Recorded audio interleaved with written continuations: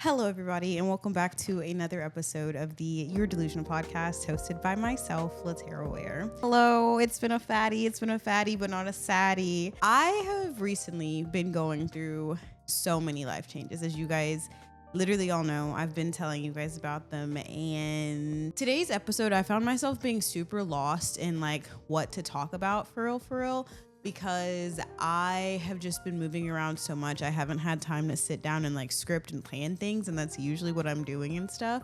I was talking to my partner and they were kind of telling me about how I talked about, getting new opportunities and stuff like that. But I didn't really go super into depth with it. And so today I thought, well, sure, if that's what like the people I guess want to hear about, then let's talk about it. On this episode, I really just wanted to talk to you guys about kind of how I went from someone who was just dreaming about something to being someone who attained everything that I kind of always wanted. More so, you guys will be seeing that in next week's episode because I have a super fun thing that is about to happen in my life that I have wanted since I don't even know how old, like I've wanted for such a long time, and it's finally happening, and that's great. Also, hi, my name is LaTerra Wair. I don't think I said that, but I am LaTerra. I'm a multimedia creator here across different platforms on the internet, and that is something we're actually going to be talking about today. Hopping right into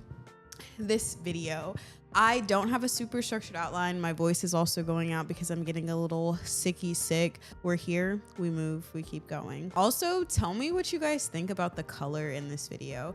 I'm gonna really try and do something a little different, and I hope y'all like it. I really wanted to just talk to you guys about my journey as a media professional. So if you are someone who is a woman in tech, if you're someone who is an inspiring techie, someone who may not know what that is or anything like that, this video is for you. Guys, I also got my hair did by my girl Carmela. Her Instagram handle is Crown Lock Studio, and her Facebook, I believe, is the same. But yes, I got a French curl, like literally just a long French curl. It's my favorite look I think I've had to date, honestly. Anyway, if you guys have been around for like forever, if you guys know lore of me, if you guys know anything about me, I actually got a channel thing today. It is my 9-year channel anniversary on this channel, and so yeah, I've been making content on here for 9 years in some form, whether that be shorts. I was making content before shorts were a thing, like videos. I started off doing challenge and tag videos, and then somewhere along the lines I fell into doing hair videos. I used to do videos just kind of like those very inspirational, monologue-y, real deep kind of videos. And I think that as a creator, I've always been someone who is super in tune with that side of myself. People say that art is a struggling thing sometimes, right? I have a old schoolmate, her name is Brianna, and she actually has a podcast called the Suffering for Art podcast. And in that, she kind of goes through some of the narratives about being someone who works in the creative space and like kind of navigating it. A lot of people say that when you go into being a creator, you essentially give up the comfort of like a 9-to-5 schedule to really work 24/7. And I think as someone who is a part-time creator, and I also have a full-time media job now, that is very true. Like, I give up so many avenues, so many parts of my day in a sense. Like, I give up a lot of time to pour into creativity. Most of my days, I only really go out on the weekends if I'm going to go out, because if not, you're gonna find me at home in a bonnet, editing something, filming something, doing some type of tech work. I say that to say that is my background lore. I've always been someone who's like super into tech, but before I even knew what tech was, I'm not that person who kind of was like, I knew when I grew up I wanted to be a social media manager. I knew I wanted to be a video director. I knew I wanted to be a content creator. Like, those weren't things that were careers and jobs and stuff at the time that I was growing up. Maybe it was more so like, I want to be in the industry, I want to be on the radio, like I want to be a news reporter, stuff like that. And none of those things ever appealed to me, more so, and I'll get into that a little bit later, but none of that stuff ever really appealed to me. So when it came to making a career decision, I was always just with the simple, I want to be a doctor, I want to be this, I want to be what everyone else wants to be, because that's the path that I think is easiest. And in a very humble way, I'm an intellectual person. So I think that any path I wanted to choose, it would have just required a matter of studying. But I am a good studier. I understand good study habits and stuff like that, but I don't think that I'm pulled as much academically, more so that I am pulled creatively. So because of that, I found myself just kind of going through school, and then I found YouTube. I don't know, whenever YouTube came out, I had started making content maybe 6 years after YouTube became like the platform that we know YouTube to be. But YouTube was still like on the iPod type shit, is like a brown TV with antennas, if you guys know what I'm talking about. Like, it wasn't what it was now. And I found myself making videos. Like, I found myself doing tags, doing challenges and all this kind of stuff. And no one was watching. Literally, no one was watching. I was not promoting. I did not know the concept of promoting. I would just tell my mom, oh yeah, I'm making YouTube videos. Or I would like tell my brothers, oh, I'm making YouTube videos. Or I would just put them out into the ether. And I think as a child, I wasn't looking for the gratification of a video to go viral. I wasn't looking for the gratification of all these people liking or commenting or people subscribing to my channel. I was truly creating to create, because creating is something that really does fuel me. It's something that I am so blessed that I enjoy doing. It's something that I feel so good to get burnt out on. There aren't too many things, I think, that I have found for myself in this life that I can say that I really enjoy putting everything that I have into it, and I could still go back and do more. Like, literally quite few things. Content is one of those things.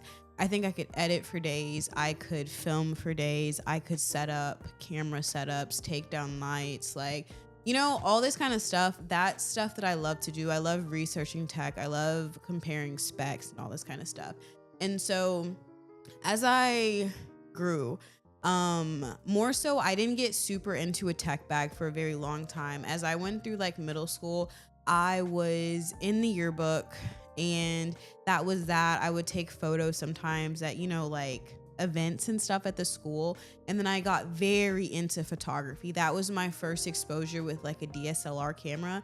And that was my first time really just being like, oh, I love this. I got introduced to the Canon Rebel series. I became a Canon girl. You know, I didn't know what that meant at the time, but I definitely became a Canon girl. And it was something that I truly enjoyed. I truly loved. And then from that, I was kind of like, oh yeah, I take photos, this, and this. But then as I got into middle school, I was doing more so like YouTube-y things and just like wanting to make quick content, and then like not really going as much so into my craft until later on. But I did other like, you know, just social things, and I got my really big social interaction and got that kind of like out of the way. I got into high school, I started feeling things a little bit more. I had to be separated from most of the people that I grew up with like my whole life, because our school was rezoned and stuff. And then that really kind of sent me into a spiral. Like, I think I've said that. I think I've told you guys this story before, but it sent me into this like spiral thing, and just feeling very isolated, feeling very alone and very sad, because I didn't know where my friends were at. I didn't have no friends, you know, and that was super saddening for me and stuff. After that, or at the beginning of high school, I really fell and leaned into the stuff I like to do. You know, like I started playing tennis, I continued to do band, and more so, I really locked into the idea that YouTube is something that I do want to do. I've saw so many people growing on it, and then it became this thing where I was like, dang, if I would have stayed consistent, I probably could have like grown and like actually done this, got the support that I see all these other people doing. Sometimes it was really crazy thinking about that, just because I'm like, this person's literally doing this to get a check. I'm doing this because I love it, you know? And like, I just want to share with people, and I want to be seen doing something that I like my art, you know? And if you're someone who is a creative, let me know if you resonate with this. I've found myself so many times, honestly, along this journey with creating content, not understanding who I was doing it for. And when I say that, I mean, I've always done it for me.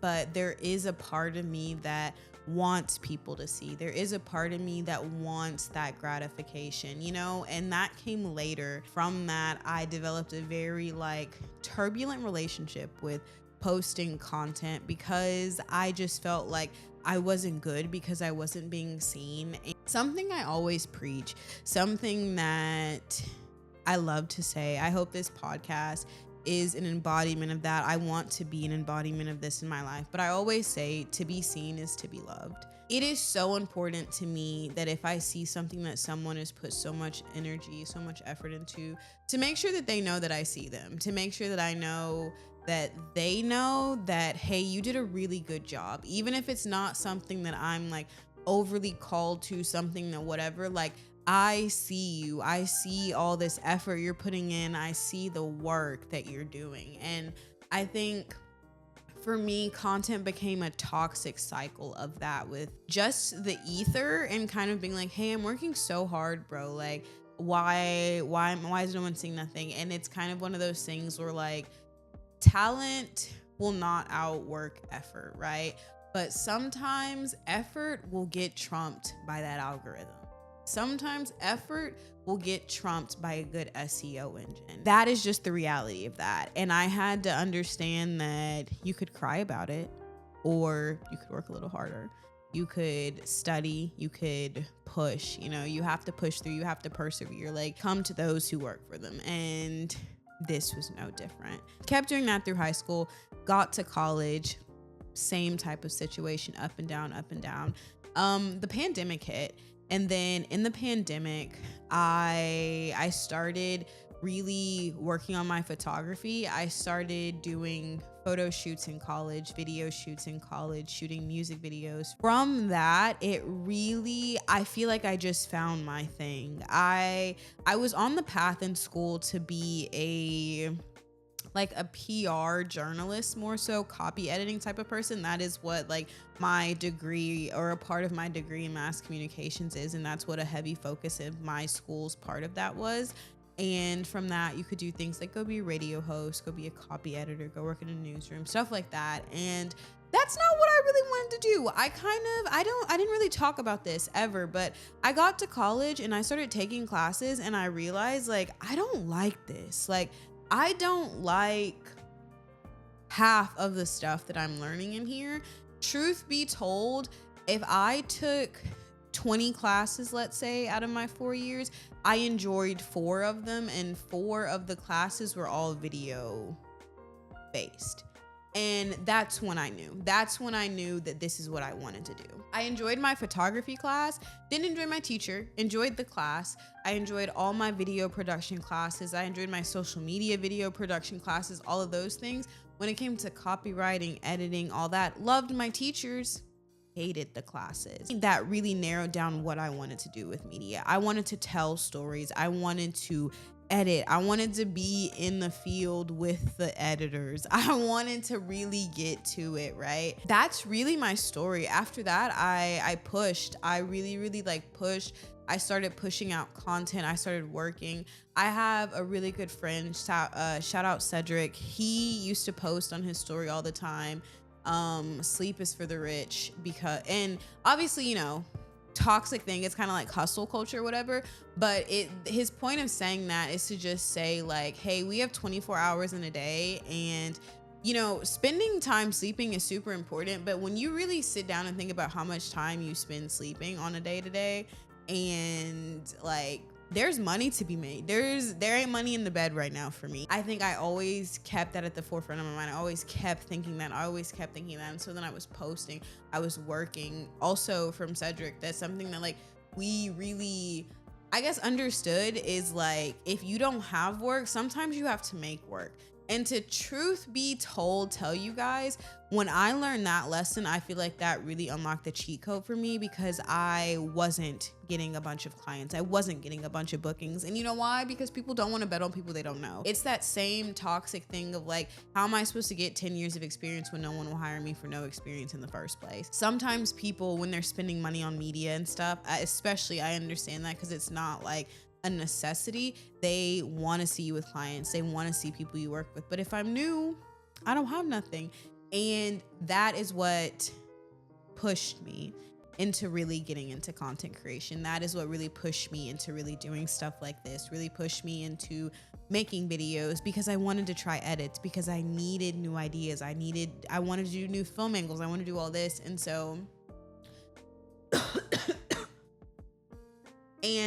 so I really had to invest in myself. I'm telling you guys, before I had the clients, before I did this, before I did that, I bought the equipment. I invested. I bought the cameras. I bought the mics. I bought the lights. All of this stuff, the backdrops, the setup arches, all of these things. I believed in myself before the people believed in me.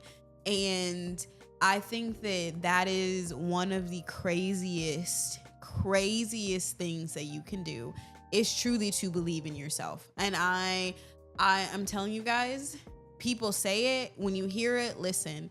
It is one of the hardest things, but the most rewarding things to do is to believe in yourself. That's what did it for me.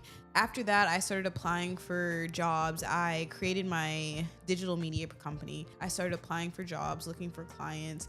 And I got a client. My first client, they only gave me 5 hours a week. And you know what? I was like, hey, I showed them my work. I showed what I could do. I negotiated more hours. From that, I wasn't able to take all the work I was doing there, to taking their like social media, managing their social media, showing analytics, understanding how to read analytics, understanding how to apply them, all this kind of stuff. And then from that, I got my current job as a social media manager. And that is something that actually pushed me into finally being able to say that I did everything that I wanted to do. I am a person who works in the tech field. Is it everything that I thought it would look like? No. Is it like, am I super glad for what it is? Abso-fucking-lutely, because it could have looked so different. And it doesn't, you know. And really the reason I'm telling you guys this story is to say that like, I don't have some crazy story. I didn't know what I wanted to do. I didn't have it all figured out, anything like that. I literally kept going, kept just stumbling until I found what fit for me. And then when I found what fit for me, I bet on myself. You know, I worked for it. I really applied myself to the craft that I wanted to be good at. And eventually I landed here. And it wasn't instant. I had to take jobs in the meantime to pay my bills, because being a creative, it might be fulfilling, but it's not always rewarding. It's not always gonna pay your bills, right? And you have to keep going and be in places until you get there. Currently, I am in school again. I didn't think I was ever gonna go to school again. I said I wasn't gonna go to school again. And now I am, to make my credentials look better for my digital media company. And I have a digital media company, you know? Like, at 18, that wasn't the plan.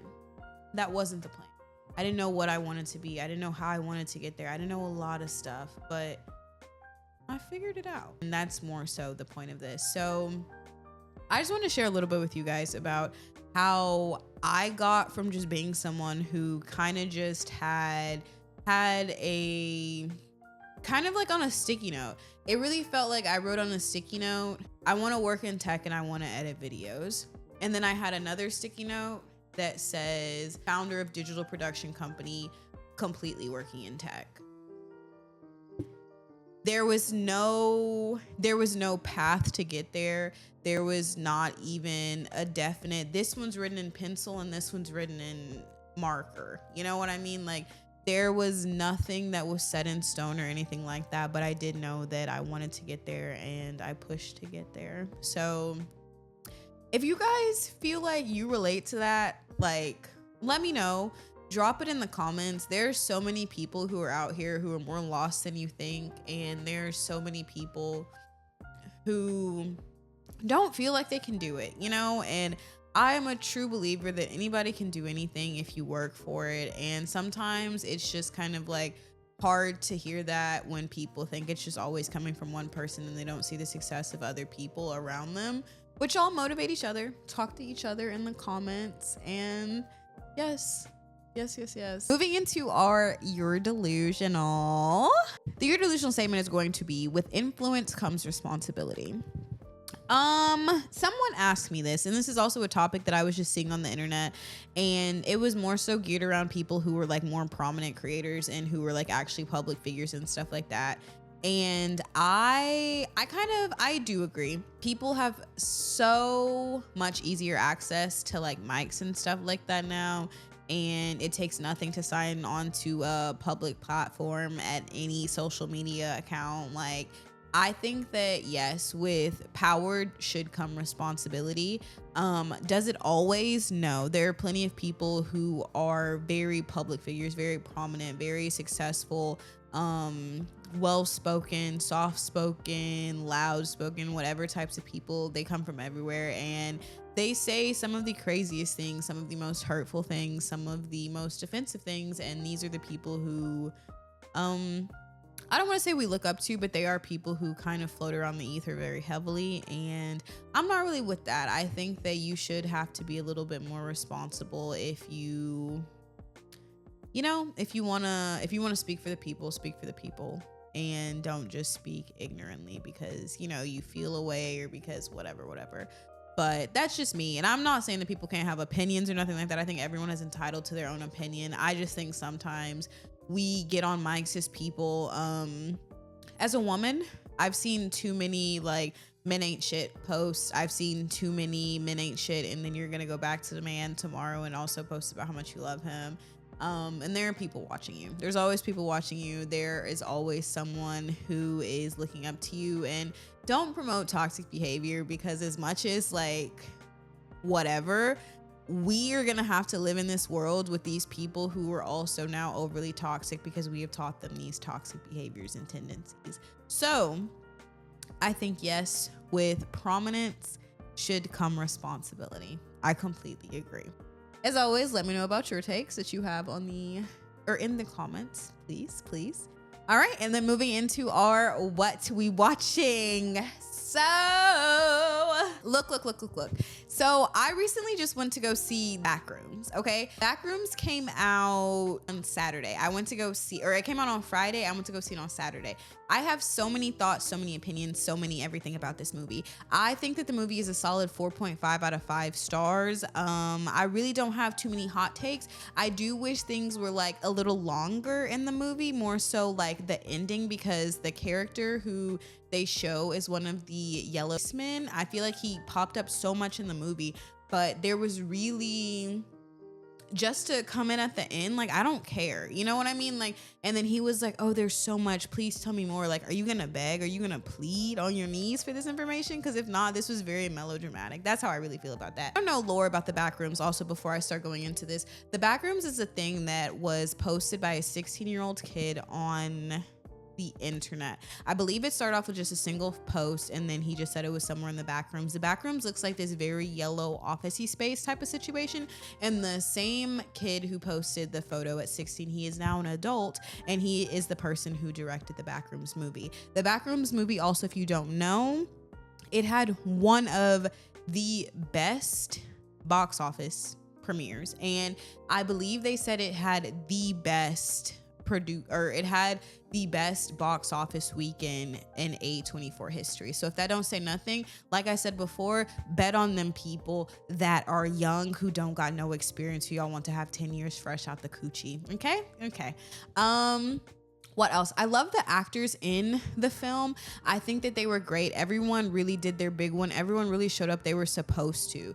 showed up. Everyone showed up the way that they were supposed to show up for this film. The main actor, he is one of my favorite guys. He stars in things like The Old Guard. He stars in 12 Years a Slave. He has some bangers under his belt, and this again nonetheless was a banger under his belt. I think that it really goes to show sometimes alcoholism is truly a disease, because the way this man was really justifying and snapping in these therapy sessions, like he was really sitting across from the lady. And can we talk about that scene where he was at the lady, or with the lady at the table, and having her wear this red wig that he just peeled off that lady's head? The movie was so good. It really follows the lore of the back rooms, and if it's something that you have not seen, I would definitely recommend that you go see it. It is phenomenal, 10 out of 10 type of movie. It's very confusing. It's very liminal space heavy. The scenery alone in this movie was so stunning. If you're someone who enjoys liminal spaces, this would really be for you. It had a big feel of Vivarium, Breaking Bad, and Biosphere for me. Shake this up a little bit, and I really loved it. But anyway, if you haven't seen it, you should. If you have, leave some comments below and let me know what you thought about it, because I would love to hear. With all that being said, we are closing out this episode. Thank you guys so much for tuning in with me. Thank you. If you're an audio listener, please be sure to like the podcast up above. And if you are someone who is watching my face here on the stream, I appreciate that. Thank you guys so much for watching, and please be sure to like, comment, and subscribe. If you want to know more about the production company, LT Legacy Productions, you can follow us on Instagram and on Facebook at LT Legacy Productions. And if you want to know more about me, stalk me, know where I be at in between the sessions of me going disappearing on here. And I'm so sorry, I'm really going to try not to anymore. You can follow me on Instagram, X, and Facebook at the LaTerra Wair. And as always, you can follow me here. Thank you guys so much for watching another episode of the Your Delusional podcast. The Your Delusional podcast is produced by LT Legacy Productions and hosted by LaTerra Wair.